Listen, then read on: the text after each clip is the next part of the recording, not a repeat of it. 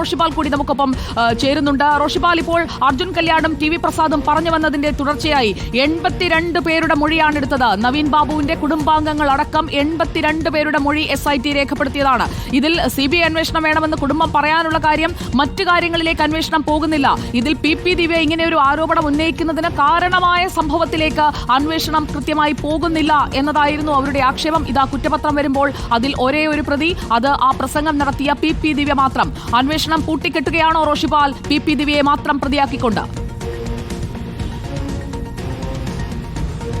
സുജയ പാർവതി, നവീൻ ബാബുവിൻ്റെ മരണവുമായി ബന്ധപ്പെട്ട ലാൻഡ് റവന്യൂ ജോയിന്റ് കമ്മീഷണറുടെ റിപ്പോർട്ടിൽ കൃത്യമായി പറയുന്നുണ്ട്, വളരെ വിശദമായ ഒരു അന്വേഷണം പോലീസ് നടത്തി കഴിഞ്ഞാൽ മരണത്തിൻ്റെ കാരണം എന്താണെന്ന് മനസ്സിലാവും. അങ്ങനെ പറഞ്ഞുകൊണ്ട് തന്നെയാണ് അന്വേഷണ റിപ്പോർട്ട് ഗീത അവസാനിപ്പിക്കുന്നത്. ഇതിൽ കലക്ടറേറ്റിലെ ജീവനക്കാർ, ഒപ്പം നേരത്തെ നവീൻ ബാബുവിനൊപ്പം ജോലി ചെയ്ത ഓരോ ജീവനക്കാരനും നൽകിയ മൊഴിയുടെ അടിസ്ഥാനത്തിൽ കൃത്യമായി പരാമർശിക്കുന്നുണ്ട് അന്ന് അവിടെ നടന്ന സംഭവം, ആ സംഭവത്തിലുള്ള മാനസിക വിഷമം.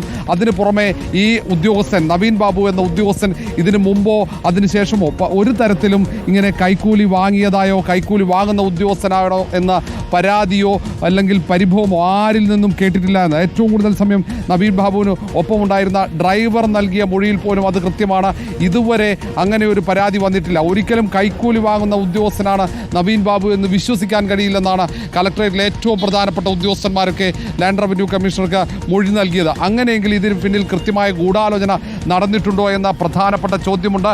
കുടുംബം ഉന്നയിക്കുന്ന ഏറ്റവും പ്രധാനപ്പെട്ട ആരോപണം അത് കണ്ടെത്താനാണ് അന്വേഷണം ഈ ലാൻഡ് റവന്യൂ ജോയിന്റ് കമ്മീഷണർ തന്നെ ആവശ്യപ്പെടുന്നത്. കൃത്യമായ പോലീസ് അന്വേഷണം, ആ റിപ്പോർട്ട് അടിസ്ഥാനമാക്കി തന്നെ അത്രയും വിശദമായ പരിശോധനയാണ് ലാൻഡ് റവന്യൂ കമ്മീഷണറേറ്റ് നടത്തിയത്. ആ റിപ്പോർട്ടിൻ്റെ അടിസ്ഥാനത്തിൽ വളരെ വിശദമായ ഒരു പരിശോധന ഉണ്ടാകണം, ഒരു അന്വേഷണവും പോലീസിന്റെ ഭാഗത്ത് ഉണ്ടാകണം. പോലീസ് അന്വേഷണം നടത്തി കഴിഞ്ഞാൽ മാത്രമേ മരണത്തിന്റെ കാരണം വ്യക്തമാകൂ എന്ന് പറയുന്നു. കോൺഫിഡൻഷ്യൽ അസിസ്റ്റന്റിനെ റോഷിപാൽ പലവട്ടം വിളിച്ചിട്ടുണ്ട്. ഞാൻ അതിന്റെ വിവരങ്ങൾക്കായി ഒന്നുകൂടി അർജുൻ കല്യാടിലേക്ക് പോവുകയാണ്. അർജുൻ കല്യാട് പരിപാടിക്ക് എത്തിയത് ക്ഷണിക്കാതെയാണ് എന്നത് ജാമ്യാപേക്ഷയിലടക്കം ഡിഫെൻഡ് ചെയ്യുന്നതിന് വേണ്ടി, അങ്ങനെയല്ല നേരത്തെ ഞങ്ങൾ സംസാരിച്ചതാണ്, കളക്ടർക്ക് അറിയാമായിരുന്നു വരുന്നത് എന്നൊക്കെയാണ് PP ദിവ്യ പറഞ്ഞുകൊണ്ടിരിക്കുന്നത്. 166 ദിവസമായി അതിനുശേഷമാണ് ഈ കുറ്റപത്രം സമർപ്പിക്കപ്പെടുന്നത്. ഇതിൽ കണ്ണൂർ ജില്ലാ കളക്ടർ പറഞ്ഞിരിക്കുന്ന മൊഴി എന്താണ് എന്നത് വളരെ പ്രധാനമല്ലേ? കാരണം ചേംബറിലേക്ക് എത്തി നവീൻ ബാബു ഇക്കാര്യങ്ങൾ സമ്മതിച്ചു എന്ന് കളക്ടർ പറഞ്ഞതായുള്ള വിവരങ്ങൾ ഒരു ഘട്ടത്തിൽ പുറത്തു വന്നിരുന്നു. ഈ കുറ്റപത്രത്തിൽ കളക്ടറുടെ ഭാഗത്തു നിന്ന് കളക്ടറുടെ മൊഴിയെടുത്ത ശേഷം കൂട്ടിച്ചേർത്തിരിക്കുന്നത് എന്താണ്? കളക്ടറേറ്റിലെ ജീവനക്കാരുടെ മൊഴി ദിവ്യക്കെതിരെയാണ് എന്നുള്ളത് വ്യക്തമാകുമ്പോൾ കളക്ടറുടെ മൊഴി എന്താണ് അർജുൻ കല്യാട്?